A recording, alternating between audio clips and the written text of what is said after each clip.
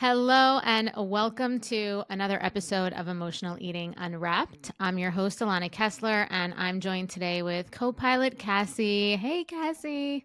Hi, good to be back as always. As always, these are like our favorite episodes, I feel like. I mean, I like them all, but this is just, it's always so fun, especially since we're not always together in person. And it's just great to be able to do these episodes with you. And I'm so excited for the theme that we have today, because I think it's really important. And um, especially with, we talk often about eating behaviors and struggling with eating behaviors in regards to binging, emotional eating, almost like overconsumption, and those behaviors, compulsive eating.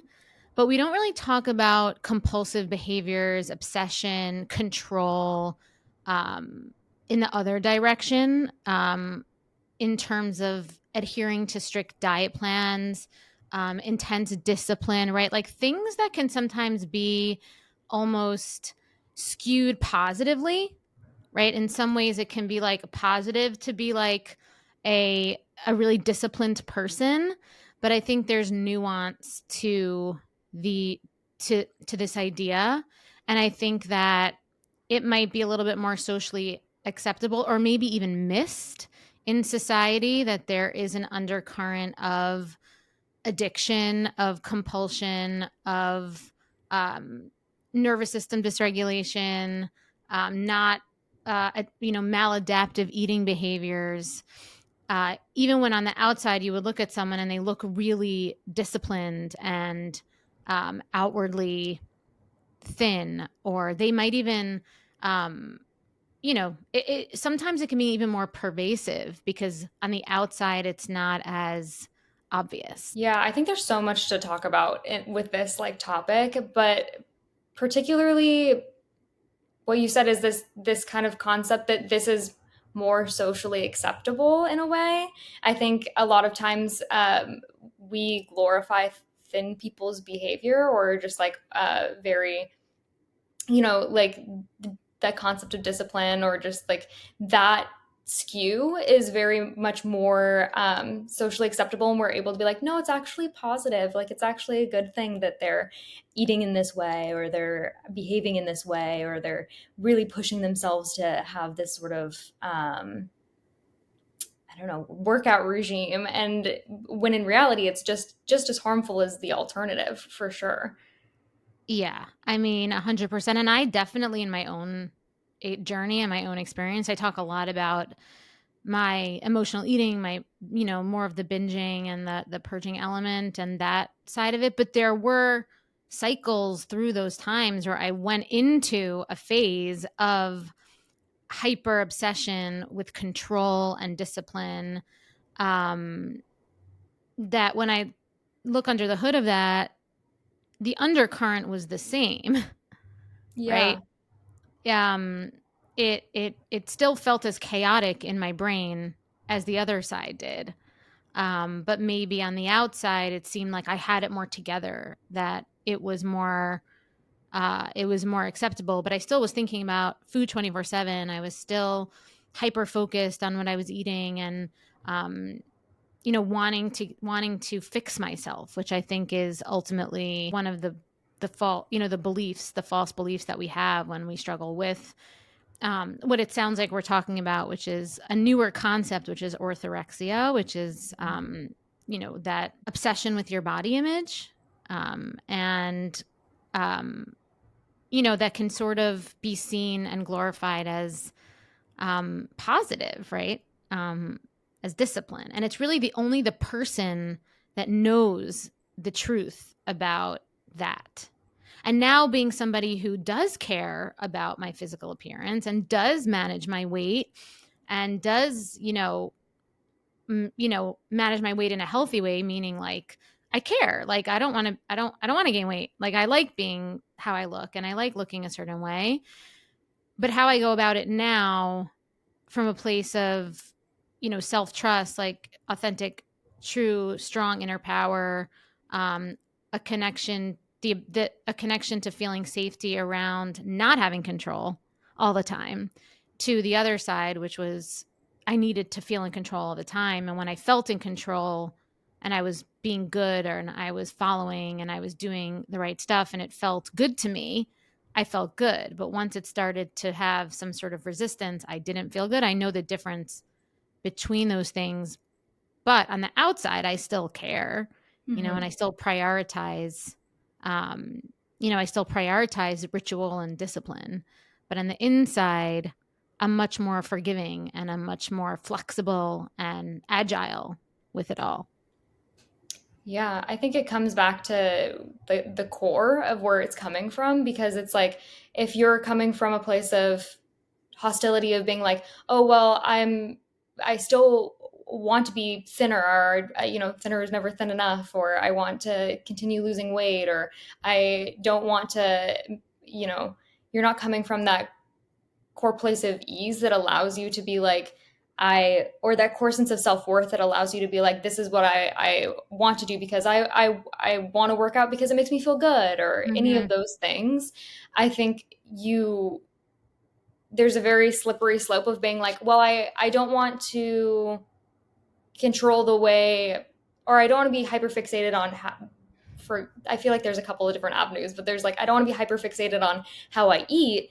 So I'm going to, I don't know, eat like shit and then work out really hard to make up for the fact that I'm eating like shit or something like that. I think there's like obviously different skews, but in the orthorexia area, it's kind of like, I don't know, I kind of envision it like, trying to figure out how to explain this. I kind of envision it like, sorry, I'm like losing my train of thought. We'll cut Okay. this out, but Yeah. What are you trying to like, say? how do I explain this? Like, Now that you can cut it out, for some reason my nose is like running all the time. I don't know no, why. you're good. It's that season. Yeah. Like, it's almost like, okay, I can't eat and can't eat super restrictively anymore. Maybe like I'm in that point of my recovery, or maybe I am getting to that point in my healing, or just there's some other outlying factor being like, okay, well, we can't restrict our food anymore, but we're going to hyper fixate on how we're working out, and to make up for or earn back those calories that we're now eating like a healthy person or like a normal person would. And so I think with that, there's like twofold of restricting like your food intake, but there's also like that makeup in activity, if that makes sense, or Yeah. working out.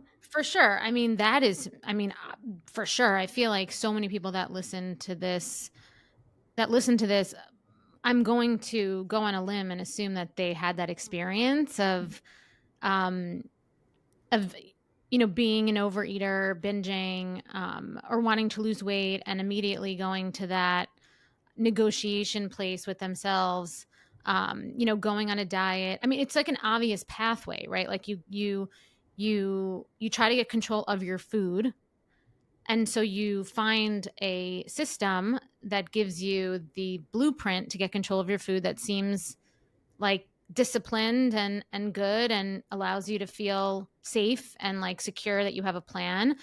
And then because we're human beings and we have lives usually, and we're not athletes that are like, our lives are literally constructed around our performance and getting a performance. So, right. So, like with athletes, they literally eat, practice, sleep, recover, repeat, right? Their food is function. They're measuring it. It's a hyper focus because it's for function, it's for performance. And so the behavior of that quote unquote obsession, hyper focus on food is in service of the fact that they're basically a machine for performance, right? Like that is their life. They're not trying to get control over their weight. They're trying to basically optimize their performance. They're optimizing their body for performance. And that is a completely different thing. However, some of the behaviors are similar, which is hyper focusing on your food, measuring, macro counting, making sure that all these things are aligned.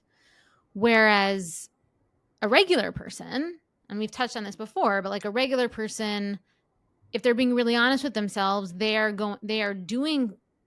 adhering to a plan like that for control over their weight. And most regular humans, to go back a couple of minutes when I just went off on the tandem about the athletes, are going to like fall off that plan because there's no goal. Like an athlete who wants to be an elite performer, and even athletes that want to be elite performers fall off the goal because like it's hard to do it. And so a regular human is going to fall off the goal. But when it's in service of controlling your weight and there's so much emotional and self-worth stuff involved, us as humans immediately try to, and this is our brain always does this, we survive to get to the goal. And so we'll find another avenue, right? It's like, it's just the way that the body is wired to survive. So if we fall off the goal of the macro counting, we're going to be like, oh, but if I over exercise, but you know what, so then we're very smart. Our brains are very smart. So it's like, oh, if I have 2,000 calories a day, I've eaten 2,500 calories a day, I'm going to burn and over exercise. And it becomes this constant battle and negotiation with yourself, and consistently measuring yourself up to some sort of ideal standard, and every day being like, am I still good? Like, am I still good? Am I still doing this right? Am I still, oh my God, phew. Okay. Yes. Okay. I'm still the same weight. Oh my God, my body is still thin. Oh my God. Okay. If I pinch myself here on my belly, it's still not more fat. Right. So it's like you're constantly measuring yourself all the time. And that is extremely obsessive, unhealthy, and takes over your life the same way that blacking out and numbing and binging with food does. Right. And I think that there's like a glorification to it too. I may have mentioned this in a previous episode, but I think a lot about the gym bro narrative in a way, where people will be like, I cannot tell you how many times I've either seen like in parasocial relationships, like people post on like social media, or even just in my own life, where people will be like, oh, I miss when I was in college and I was eating skinless, boneless chicken breast every day and broccoli and working, like I ran 7 miles. And there's like a glorification to that behavior, especially if you've done it before, or if you like previously adhered to that really strict regime. And it's just like, there's a reason why you don't do it anymore. There's a reason why like that wasn't sustainable for you. But there is no reason for you to glorify it so bad. Because I think we look back on, I mean, I can't even tell you, just like listening to like my own mother being like, oh, when I was 90 pounds soaking wet when I was pregnant with you, or like, you know that commentary that like that women have, or just like people in general, they'll be like glorifying these past versions of themselves that were either, and then guising it as discipline, is what's kind of a common thing that's sticking out to me these days, is that those past versions of yourself, it's almost like nostalgia paints us in a different light, right? So it's like the nostalgia of being like, oh, I was thinner, so now I need to and I was more disciplined back then. I don't know. In my head, I'm like, were you more disciplined back then, or was your like self-worth a little bit lower back then, or like was your perception of what was good different back then, or were you punishing yourself back then, and you're just like looking back and being like, I was thinner, so I must have been more disciplined and better and healthier. Yeah. Something I actually want to bring up, and I think, I don't know, I just don't want to bring it up later.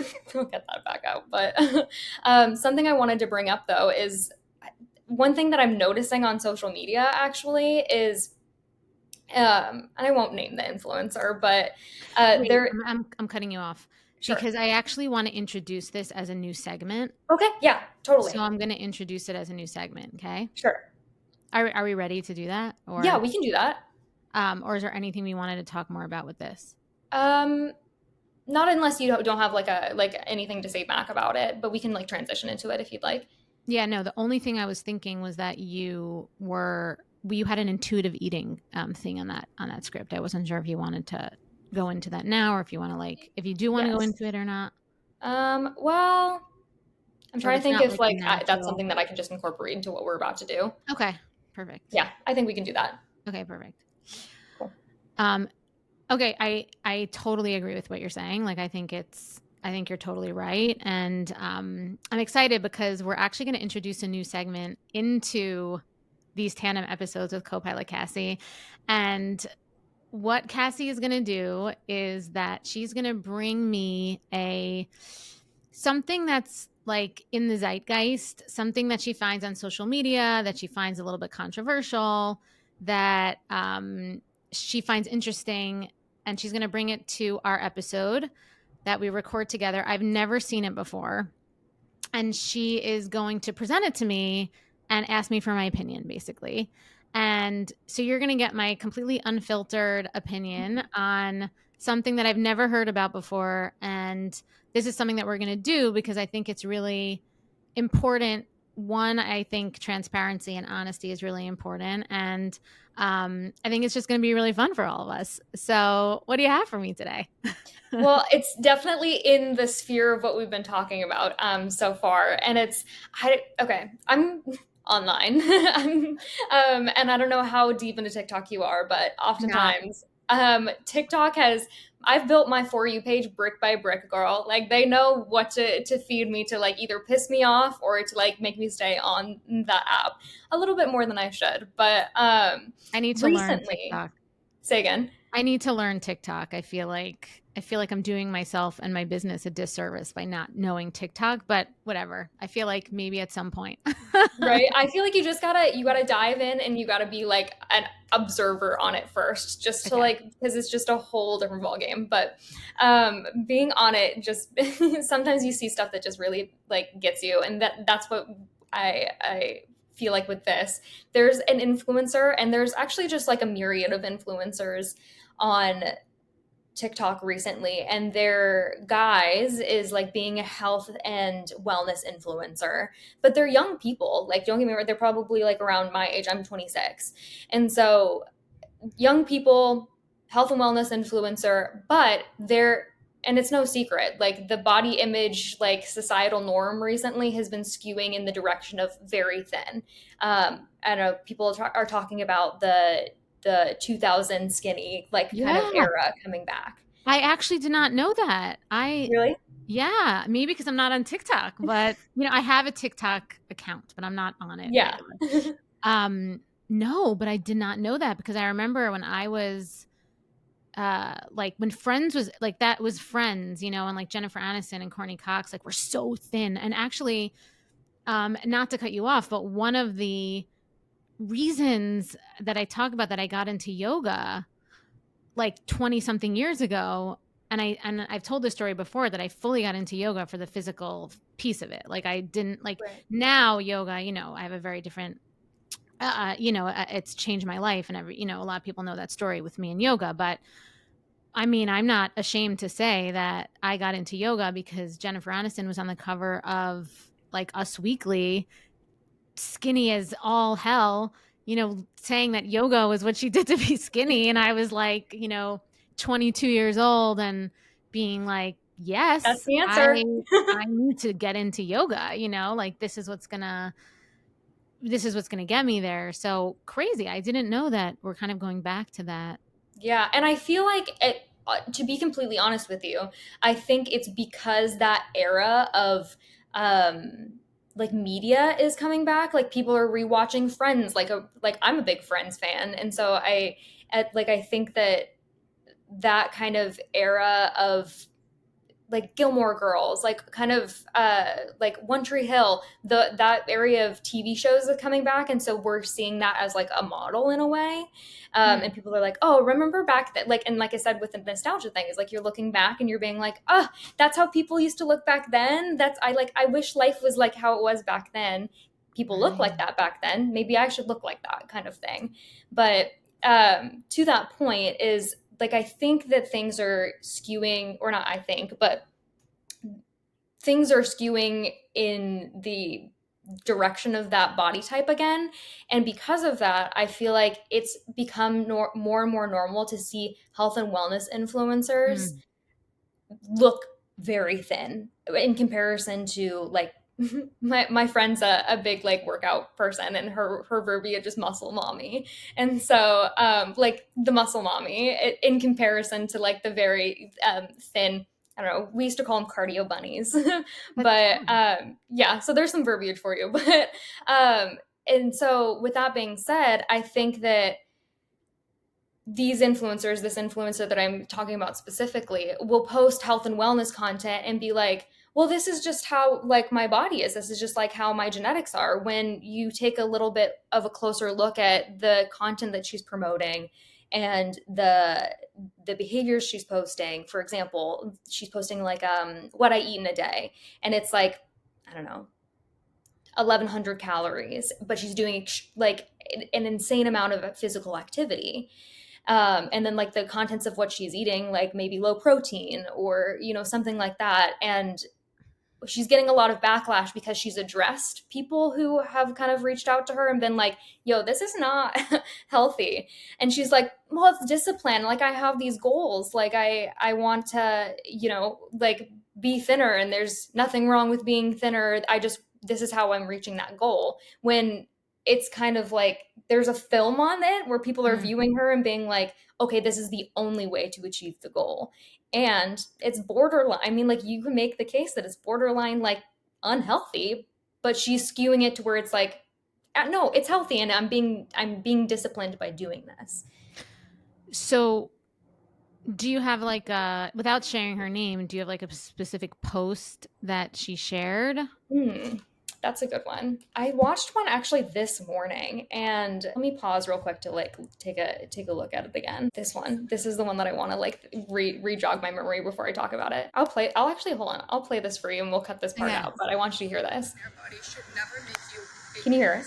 It should fuel you to Oh, want to sorry. make So actually, I you. feel Your like, body can should this never. be on the podcast? Like, I feel like you're not saying her name. We can, like, I just don't know if you want to like bring the attention to her, like the particular influencers, but she's been getting like hate for it, so why not? Well, you can bring that up. You could be like, "What do you think?" She's been getting hate for it. Yeah. Like it doesn't like maybe I can have a different opinion. So the whole point of the segment is like I want you to bring me something that I can like. If it's already controversial and Yeah. I'm not the first one bringing hate, No. then Okay. Yeah. fine. No.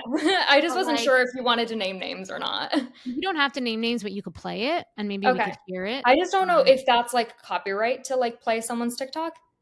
oh yeah, okay, fine, So okay. that's the only thing. We can talk about her name. Like I'm fine with that. Like obviously, like you're not the first. Like her name's Liv Schmidt. Okay. But Let me see. okay, I'm just gonna play this for you just so you know what I'm talking about.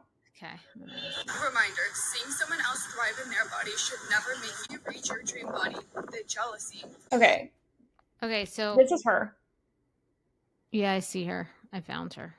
and it's it's almost like the reason why she's getting hate is Wow. because she's very thin.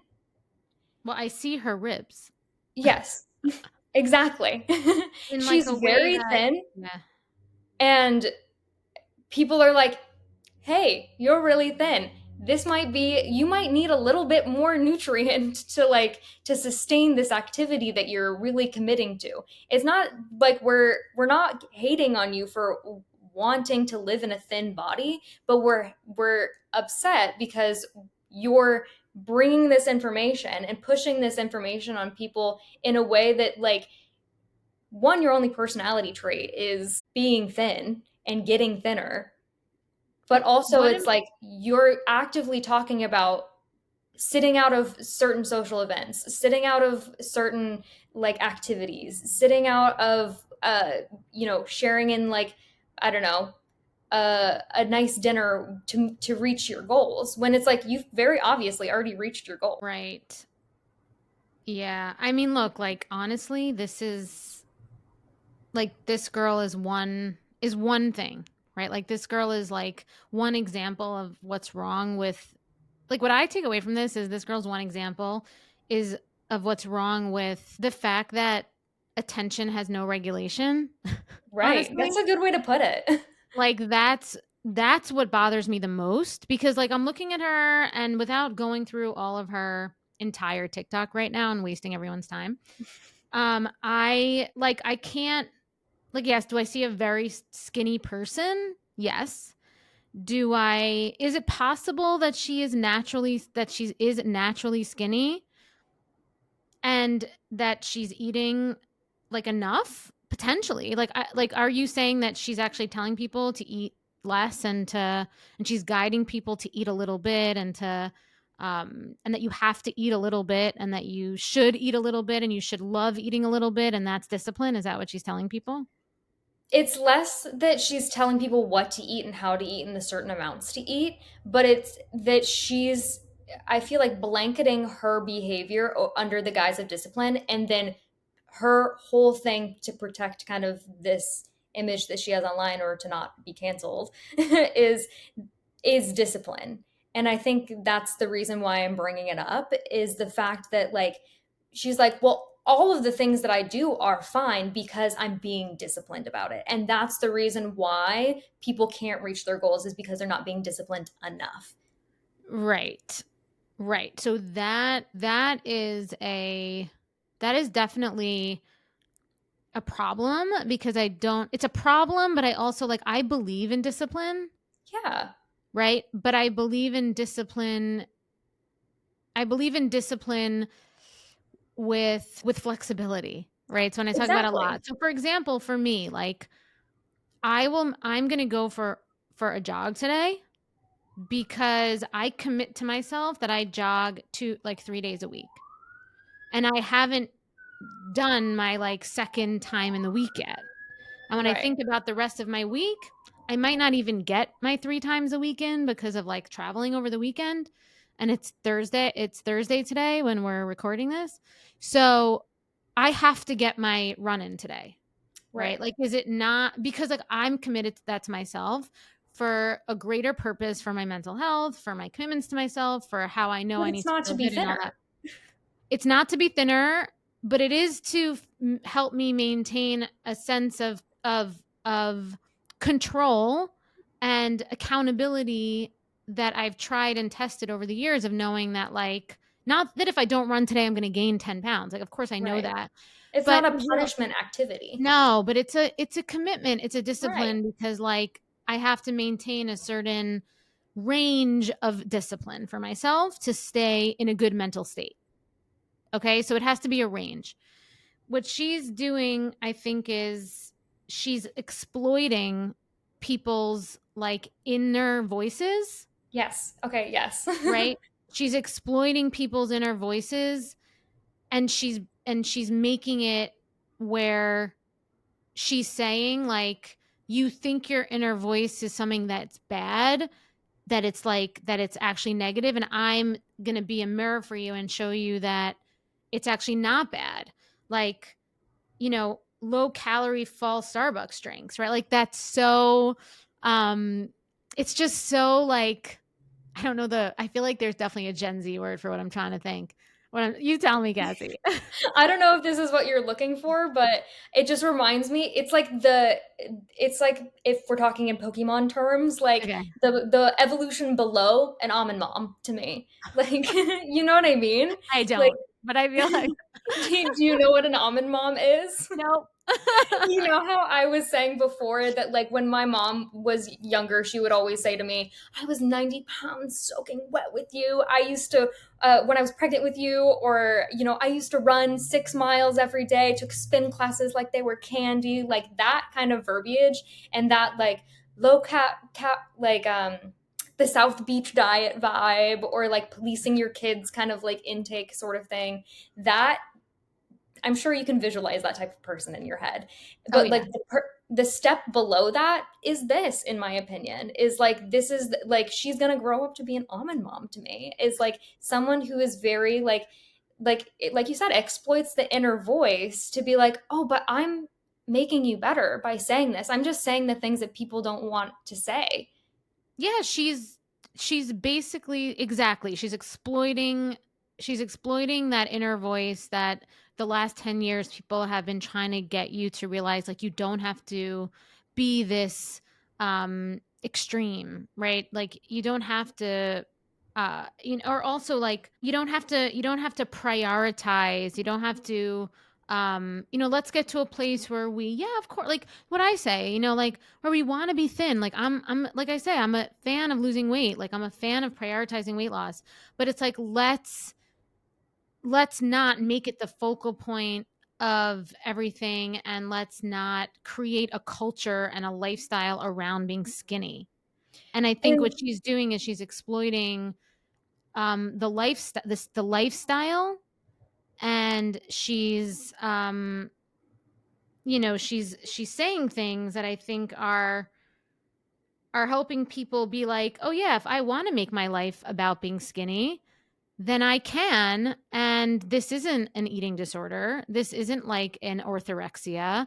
This is a normalized way of being, because I can, it reminds me of when I was in high school with like the frozen yogurt and like the sugar free everything. And mhm, everybody was eating like fat free frozen yogurt, and everything was about the lowest calorie thing you could find. And, when I was in high school in the mid to late 90s. So for me, this is very similar to that. mhm. It's like And who's she's kind playing of, the game best. You know what I yeah, mean? she's just going back. Um, and it's kind of crazy in my opinion. And it's interesting Especially too to since, hear the verbiage that she uses as well. Like you can even well, what I'm saying, what I eat in a day at the office to stay skinny as someone who works a 9 a.m. to 5 see p.m. exactly. And she even has this like subset of videos called Skinny Secrets. And so it's Yeah. like the focus here is on being skinny. It's not on how to feel my best, how to, how I'm prioritizing my health, working a 9 to 5 or X, Y, and Z. We're going way back to what we were talking about earlier is like, I mean, even what you were saying just 5 minutes ago about being like, well, I go on a run because it's to prioritize a commitment I have to my mental health. Like, And my it's mental health, and also I know that it helps me stay within look, I at a certain point, like I say with eating, right? Like you develop a certain eating strategy that has room, but you know that if you stick within the strategy, and that's my whole thing. It's like you have to build the foundation, but once you have the foundation and you stick within the strategy, you know that you're not going to gain weight. You know that if you eat this, you miss this, you stop, you don't work out for 3 days, you eat, crappy, you eat like low nutrient dense foods and like, high, whatever it is for 3 days, it's fine, because you have that verified proof and that faith and that evidence that like you can, and yourself, right? And everyone's routine is very different, right? So for some people, it might be one workout a week, it might be Pilates, right? Like for some people it might be something else. For me, after a decade of sustaining, over a decade of sustaining a certain body weight and also mental state of confidence within myself, I know my strategy, right? Like mhm, I know my strategy and I will stick to that strategy. And it is for both mental and to sustain looking a certain way. But I will never, she's exploiting society and the way that it's society now, the way that people consume, the way that she can get attention from people, the way yeah. that she can commoditize her platform to get attention and to get money, right? She's fully a business person, and it's dangerous because more uneducated people, or people that are really like struggling with themselves in their house, obsessing over like really fearing not eating food that's low calorie, and really feeling like if they eat food that's high sugar, if they eat food that's high calorie, they're going to get fat, and they're really scared of that. They're going to find her platform and they're going to be like, oh, okay, that's okay that I'm obsessed over finding the lowest calorie Mhm. thing. Or it's okay that I'm scared of them. Like I should be scared. Exactly, I My should be fear is scared. dignified. Exactly. And I think that's the big issue with this, is that it's not it's not a healthy mindset. It's not a healthy mind state. I think it's totally fine that she wants that. I think it's totally fine if she wants to be thin and prioritizes being thin. It's the way that she's exploiting people's fear in order to get attention and in order to get a following, it seems to me, and in order to she's using her words irresponsibly. And that's what I think is is bad because she knows people are going to see it and they're going to feel seen in their darkest places. Right. And they're going to feel validated. And to me, that's a scary place to be because also she might be naturally skinny, Yeah. potentially. Yeah. And she actually might not even be like living herself that way. You know, I mean, who knows?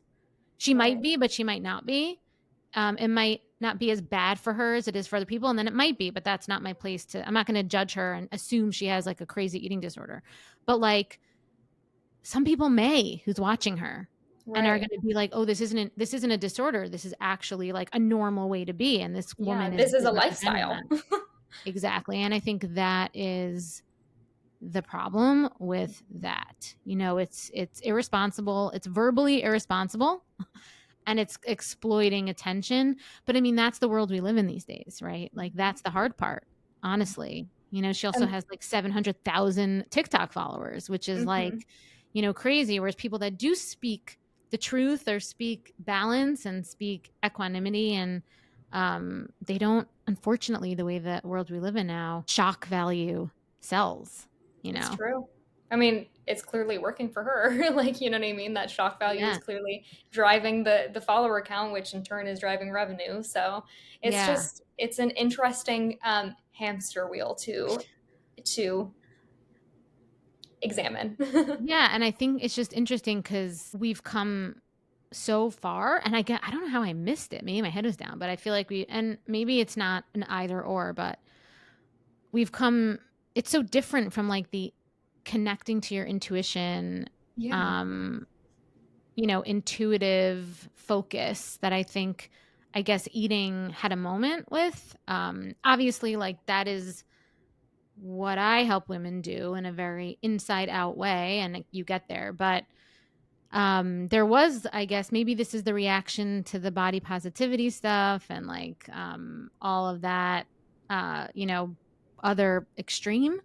um I don't know, but you know, I just think it's interesting how this is so much about, what she's at least saying is so much about like staying skinny, not so much about being in tune and attuned to yourself and connecting Right. to intuition. It's more just like follow these rules and, you know, follow this guide, these rules, and be skinny and everything's amazing, Right. which we all know isn't true. When you're skinny, everything's not amazing. So I will say though, like because this kind of thing is coming back into the zeitgeist, it's more important than ever that people, I mean, not to toot your own horn, but like people with your like perspective and that like champion the intuitive aspect of it and the like, I don't know, the mental and the emotional and the spiritual even like aspect of that relationship with food is so important because if no one's saying that and no one's championing this aspect of it, how easily this can come back into the zeitgeist and be the voice and be like the norm. You know what I mean? It's kind of like that battle of keeping people aware that like this is not the way that you have to be.